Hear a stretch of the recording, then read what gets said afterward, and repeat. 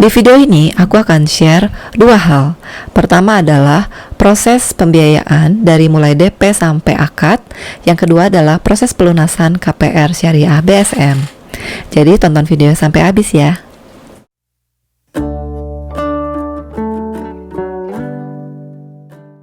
Hai, balik lagi di channel Sansan Bukan Wawa.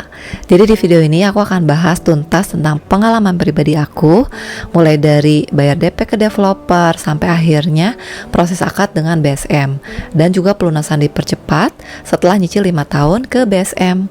Dan aku akan ceritain juga proses untuk penghapusan roya dan juga refund premi karena aku pelunasan dipercepat.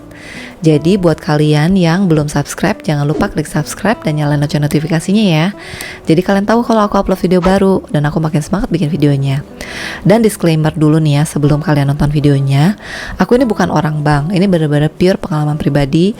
Jadi kalau misalnya ada yang miss stepnya atau ada penjelasan yang kurang, mohon maaf. Tapi kalau misalnya kalian merasa ini bermanfaat, jangan lupa like dan share video ini ke teman-teman kalian ya. Jadi ada dua tahap yang akan aku bahas di video ini. Yang pertama adalah tahap sampai aku akad kredit di KPR BSM, dan yang kedua adalah tahap pelunasan dipercepatnya. Oke, nah yang tahap pertama dulu ya, proses sampai bisa KPR.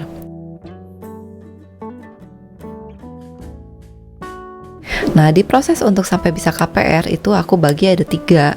Yang pertama itu pada saat aku melunasi DP, yang kedua adalah pada saat persiapan akadnya, dan yang ketiga adalah yang akad pembiayaannya. Jadi di tahap 1 ini adalah kita melunasi DP ke developer. Harga rumahnya kan Rp560.400.000.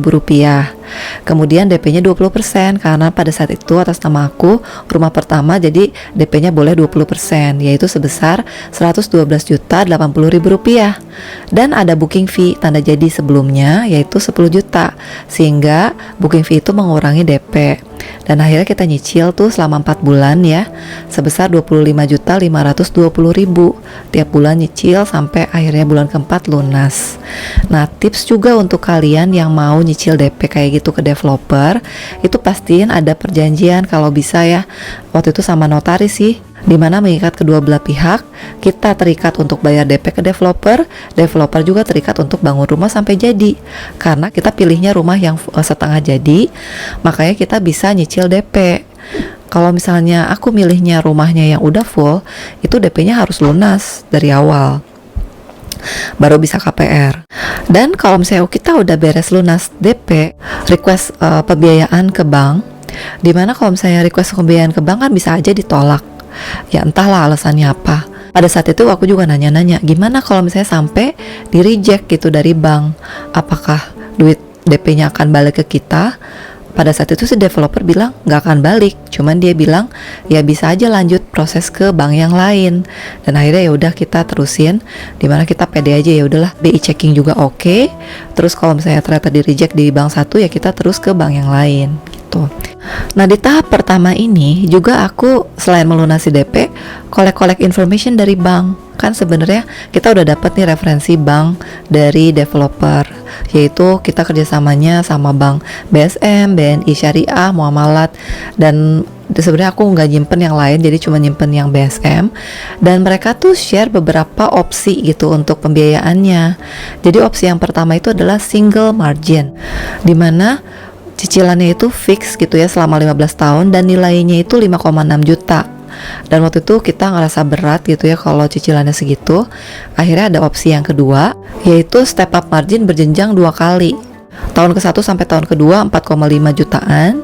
Lalu selanjutnya dari tahun ke-3 sampai tahun ke-15 5,8 juta. Nah, opsi itu juga kita rasa masih cukup berat gitu ya, ngelihatnya angka yang terakhirnya gede banget gitu ya, cuma 2 tahun pertama dikasih rada ringan. Akhirnya dikasih lagi opsi yang ketiga, yaitu step up margin berjenjang 3 kali. Dan ini yang kita pilih, dimana tahun ke-1 sampai tahun kedua itu cicilannya 4,2an. Kemudian dari tahun ke-3 sampai tahun ke-5 cicilannya 5,2an. Kemudian dari tahun ke-6 sampai tahun ke-15 cicilannya 5,6an, hampir 5,7 gitu. Dan itu yang akhirnya kita pilih, yang paling kita rasa ringan, mampunya di tahun ke-1 sampai tahun ke-2 segitu. Lalu kalau naik ke tahun ketiga kita ngerasa mungkin mampulah dengan asumsi kenaikan gaji. Dan ini kita dapat notes juga ya, nilai cicilannya fix, tidak dipengaruhi angka dari nilai pasar. Dan ini kita dapat detailnya gitu dari pihak bank, sehingga kita bisa lihat, bisa di-compare gitu ya. Oh, total uang yang masuk tuh sebenarnya berapa nih untuk setiap programnya, single margin, margin jenjang 2 kali sampai margin jenjang 3 kali. Dan akhirnya kalau dilihat yang margin jenjang 3 kali paling menguntungkan dan juga paling ringan buat kita, akhirnya ya udah kita pilih yang itu.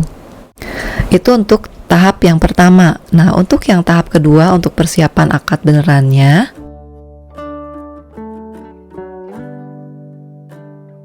itu kita dapat detailnya banget nih, berapa biaya-biayanya, biaya akad, biaya pajak, semua detail asuransi ini ada, bisa dilihat juga ya. Jadi setelah dikurangi DP sehingga pembiayaannya itu adalah 448 jutaan, 180 tahun, oh rumahnya rumah baru, kemudian ada juga detail harga rumahnya, DP-nya lagi ditulis di situ, kemudian angsurannya per bulan dari tahun 1-2, tahun 3-5, tahun 6 sampai tahun 15. Lalu di sini detail ya, untuk administrasinya berapa. Ini per aku tahun 2013 ya.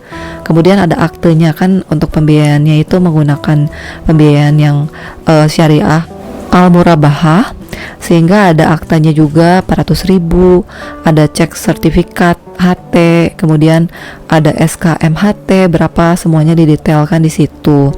Pendaftaran BPN juga ada di situ, kemudian PPNB juga. Nah, ini ada cadangan blokir 1 kali angsuran. Jadi kita emang harus nyediain duit sebesar angsuran terbesar, yaitu sebesar 5,6 jutaan.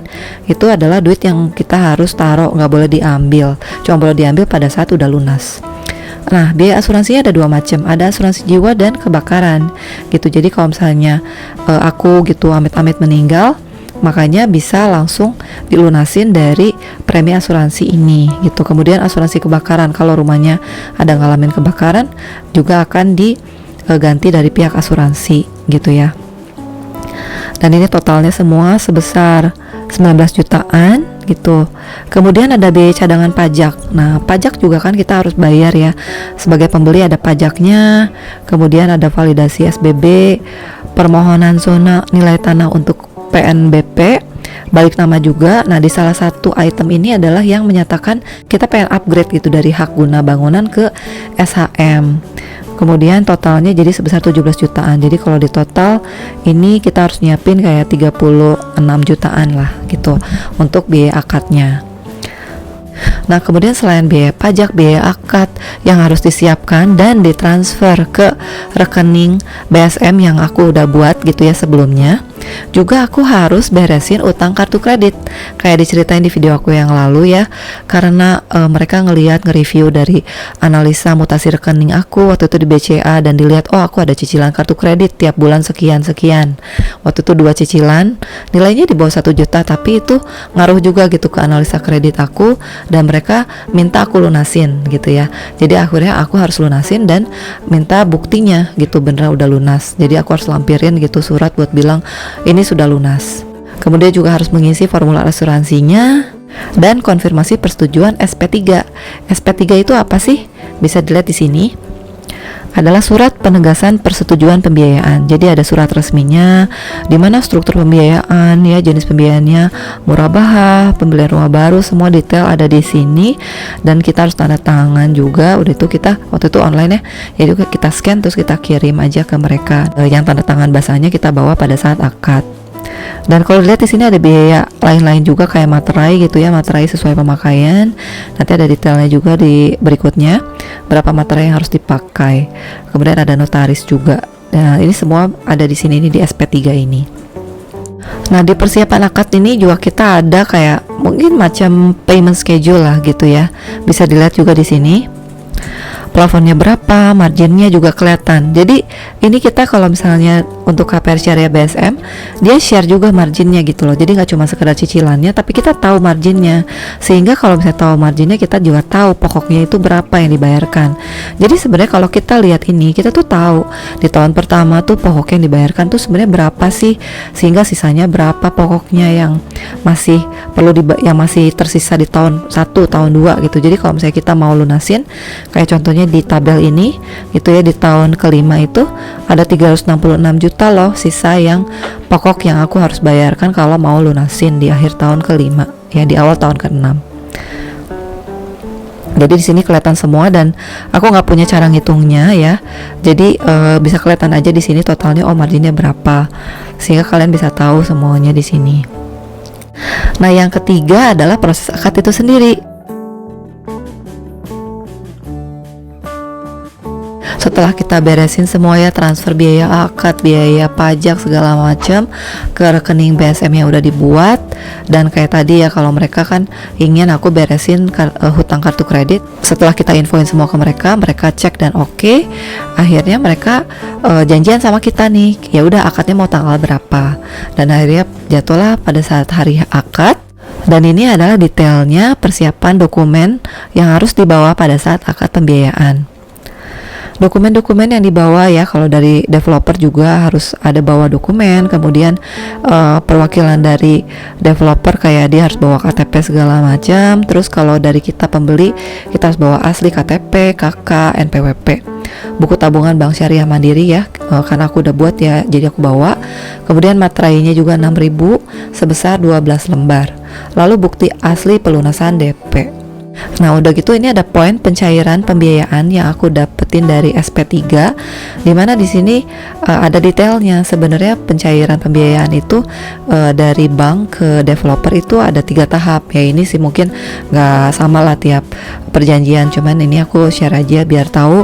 Oh, kalau misalnya ada tahap 1 70% dari plafon itu setelah akad, lalu berikutnya 20% lagi setelah bangunan telah selesai dibuktikan dengan BAST. Jadi pada saat kita rumahnya udah jadi kan kita harus ngecek nih semuanya udah oke. Oh, pintunya udah terpasang, segala macam udah terpasang, ubinnya udah, pokoknya intinya semuanya itu udah beres jadi dengan BST itu. Kalau udah nanti ditransfer tuh 20% dari bank ke developer. Yang terakhir itu tahap 3. Jadi setelah dokumen legalnya telah selesai dan diserahkan ke Bank Syariah Mandiri. Jadi kan dokumen-dokumen segala SHM, surat rumah itu dikirimlah ke Bank Syariah Mandiri untuk dipegang sama mereka ya kan. Baru dia transfer 10%-nya ke developer. Oke, jadi itu yang tahap 1 ya, untuk proses sampai akad pembiayaan. Kemudian aku cerita yang tahap kedua nih. Tahap kedua untuk ngomongin pelunasan dipercepat. Jadi kalau proses pelunasan dipercepat itu, pertama kita harus request dulu, bilang kalau kita mau pelunasan dipercepat. Tentunya kan mereka ada hitungannya. Jadi kalau misalnya mereka ada hitungannya, mereka share ke kita. Yang kedua ya, kita transfer lah pelunasannya segala macam ya, misalnya lunasin pokoknya atau biaya-biaya yang lain kita lunasin. Lalu yang ketiga, serah terima gitu, kita ketemuan untuk mereka serahin dokumennya ke kita. Nah, yang keempat ini adalah roya, penghapusan roya. Jadi kalau misalnya kita pada saat KPR kan rumahnya itu diagunkan ke bank, sehingga tercatatlah di BPN bahwa rumah kita ini di jalan ini gitu ya, itu diagunkan ke bank. Nah, dengan kita lunasin, tentunya itu harus dihapus gitu ya. Dihapus dengan cara kita datang ke BPN, kita bawa dokumennya, di mana dokumen itu disiapkan dari bank untuk kita request buat dihapuskan gitu, penghapusan roya namanya. Nah, yang kelima adalah refund premi. Kalau kita pelunasan dipercepat, preminya itu kan berarti ada nyisa nih. Nah, kita bisa refund preminya ke kita ya, lumayan lah. Tapi kalau misalnya kalian bukan pelunasan dipercepat, artinya misalnya kalau KPR 15 tahun terus ya udah 15 tahun lunas, berarti nggak akan ada sisa premi, yang nggak bisa refund premi.